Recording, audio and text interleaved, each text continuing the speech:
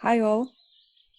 Today we have a special reading of Tao Te Ching, chapter 4. And we have 4 speakers today. So guys, would you like to introduce yourselves? All right, I can introduce myself. I am Pedro. I'm from Portugal, and I really like this kind of talks. I like to know the works of past thinkers and present thinkers, things ranging from philosophy, spirituality, to sciences like psychology, anthropology. I'm interested in that, and so it's a pleasure to be here. Thank you. Cool. Brett? Sure. My name is Brett. I go by Pleasure of Doubt. So I run the Awakening from the Meaning Crisis Discord, which is about sort of the cultivation of meaning and wisdom in the modern age, and based around the work of John Vervaeke and other movements of sort of modern day meaning making. We've got a group on just reading it through and trying to figure out what it means. So it's great to be here. Thanks for inviting me. Yeah. Manuel? Well, I try to find out how to relate to the world and using ideas that are played around with on the meaning crisis and stuff like this in order to find an orientation that works for me. So then I can drag myself out of the pits of hell. And everyone can talk to Pedro, Manuel, and Brett on Awakening from Meaning Crisis Discord server. And I advise that. So, chapter 4.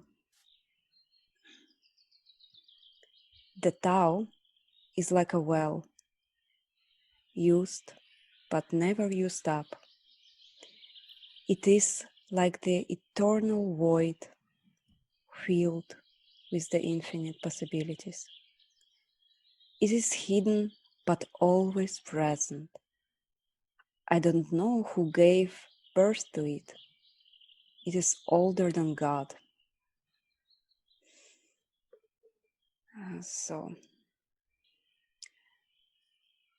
The first part, the Tao is like a well, used but never used up. Guys, any thoughts on that? Brett? Sure. I think of it, what it's expressing, it's like a river. You can dip your cup into the river and take out some water, but the water rushes right in. Try to think of this concept is, the principles that the Tao Te Ching I try to instill in you, you can come to again and again and again. You can use them again and again and again. And you're never going to use it up. It'll keep on giving. So like it says, the infinite possibilities. Thank you. Where my mind was going is that's like a description of time where you do something in time, but there's always more time. There's always the next moment. And whenever you look into yourself and you try to see what is going on, right? Like there's always the next thing. The time will just put the next thing up, and it's infinite. What comes to my mind is really much steered by the word well here as a recipient. My interpretation was that just like you can go into the world and be prompted sometimes with pleasurable things, sometimes with problems, you can get, let's say, you can get really caught up in one problem in a certain moment of your life, and eventually it will pass or you will go on to something else. So your life kind of stopped being a recipient to be filled with that problem so that it gets filled with something else, other problem, but you will always be there. And this parts saying filled with infinite possibilities, it to me it makes me think that you can receive a lot of prompts from the world, and so you don't know what's going to come in the future, but you know that you are here and that you can face it, whatever it comes.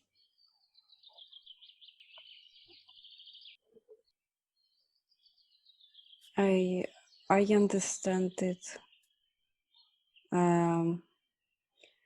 The Tao is the source that never runs out. It is in constant use, and it is something we could always plug into. The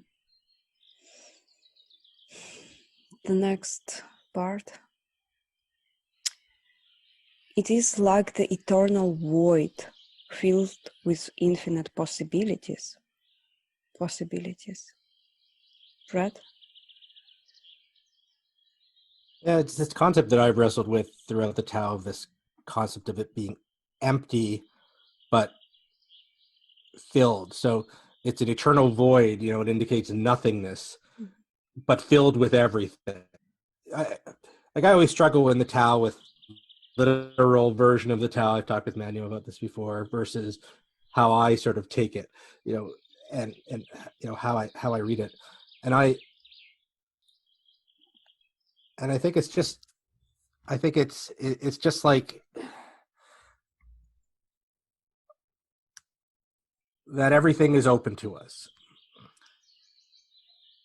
So with the blank slate, everything is open. So the eternal void, infinite possibility, and you can keep on coming back to that again and again. So where we go when we look at the word void, it's like, yeah, it gives like a strange sense, but it's like you cannot put a thing in the void, and I think that's the part that's important in the text, right? Like that you cannot place a thing there, and if you would, right, like you would not necessarily be wrong that it's in the void, but like you don't have a justification for putting it there. It's so what I feel like the void is just the future, right? Like the future is we cannot know. We don't have access to what is going to be, and all we have is things that we think are true, but we don't really know what's going to happen. Like we have no way of knowing, but we act like if we do, and that's where the infinite possibilities come in, right? Like if you really experience the future as if you don't know, right?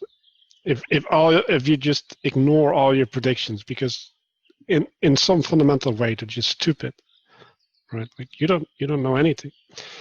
That is the relationship that's being played with, well, I think, and in a sense it's infinite, right? And the infinity is also calling you to see the new as opposed to stick with what you already think is there. So that's like a call to inspiration. Yeah. Pedro?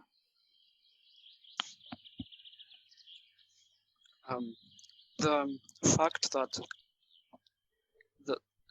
the part of being filled with infinite possibilities makes me think that the happening that we can take on and we can go through it and overcome a challenge, and then there will be another challenge, and as we take on challenges we are also opening and unlocking parts of us and parts of our skill and competence. And notice that whatever experience we have. Today we've got a set of experiences. Tomorrow we will have another set of experiences, some similar to the experiences of today, others will be rather different. At any rate, they are gonna come to us. We are going to meet them. They come to us and then they go. And then there are more experiences coming, then they go. And we are the common denominator. We are the recipient through which those experiences pass. And this is a rather, let's say, anthropocentric way for me to see it. So I'm very centered on how the human, or me myself, see this text and how I can use it for my life, so to speak.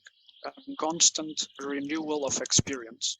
And in a way, I'm like the void. I'm here to receive what is coming to meet me. And in the process, I'm gonna unlock the infinite possibilities as my skill increases.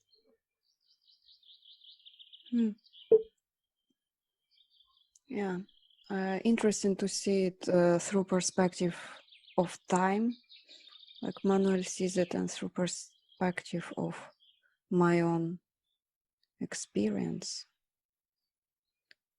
Yeah.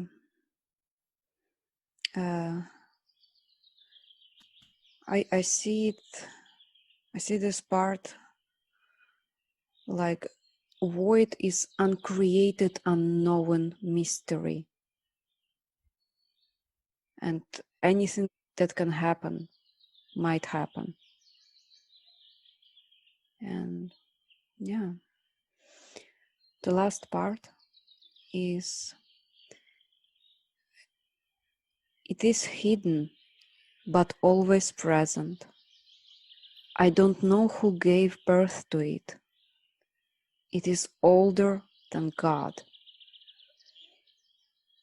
Yeah. Fred? Yes, so the first part is it's always beyond our grasp, but it's there, and we can again take part of that flow of the river, or use up the well. I find the last part really interesting. I don't know who gave birth to it. It's older than God. I mean, in my secular way, I sort of see it as it doesn't matter what it is. It doesn't matter if it's. I don't need to know if it's something that exists, independently, that is real, quote unquote, or I don't know, but that I can recognize the patterns that are identified here and recognize that they are useful and that they can help lead a better life, and I and take from that I can leave it as a mystery. I can leave it as they work, and I think we probably do well to sort of frame our thoughts in this manner, to help us pick out those best patterns that are out there.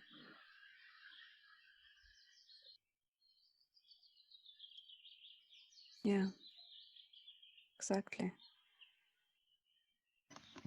Manu? So, hidden but presence is invoking that you have to relate with a sense, right? Sense where you don't have the ability to be accurate about what's going on, but you do get a direction, you get a feeling. Oh, it should be going that way. I should not be doing this. So, and in that way, right, we can always trust that sense is provided to us somehow. And then, well, yeah, what is it, right? Like, what is this sense? Like, where does it come from? Like, I don't know. Like, it just happens to me, and I relate to it whenever it happens. and I have to trust it because it's all I get to navigate the world. So I think I'm giving birth to it by being alive, by relating to the world. I'm cultivating and I'm nurturing that sense. And then the relationship to God, yeah, that one, That's a tricky one.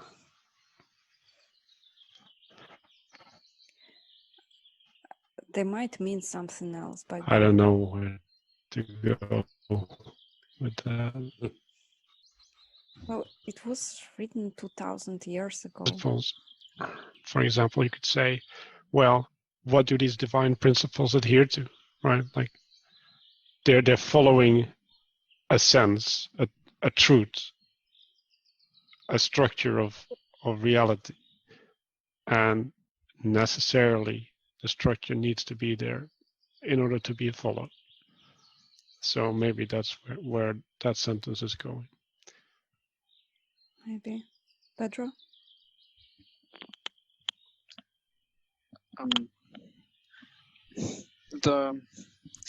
That first part remembered me of the concept of daimon, that part of us, that part within, that entity within, that gives us a bit of an intuition of what we should do or what we should not do, and that we actually do know whether something is a thing we should that should be done for us to advance in our lives, no matter how afraid we can be of pursuing that path. And also, it also remembered me of another concept. Okay, so my interpretation was that experiences come and go, and we are the common denominator. And until we notice that process, because it's very subtle. It's very subtle to realize that experience comes and goes, right? And that we are the common denominator. And it's so subtle that I consider it the hidden that this word hidden refers to. It's hidden but always present. It's a constant process. Experience comes and goes, and that's always the case. I don't know who gave birth to it. Strikes me as an inquiry to the nature of this thing, of this process that I just talked about. The fact that it's not the fact, but the part where it says that it's older than God, I also don't really know what to do with that. Nothing substantial is coming to my mind here. I personally think it is what they meant by God 2000 years ago in ancient China. Maybe what they mean by God is the people who would perceive God as God. So the Tao was existing before all of us could understand what God is. The translation is pretty limited. We don't know what Lao Tzu meant. And the meeting is running short of time. I would like to say thank you to all of you who participated. Thank you to the listeners. I will see you all in the next video. Please check all the links below. Join the Awakening from Meaning Crisis server. It's highly rewarding, and I advise it with all my heart. Thank you. Thanks, Karen. Thanks. Thank you very much. Thank you. Bye.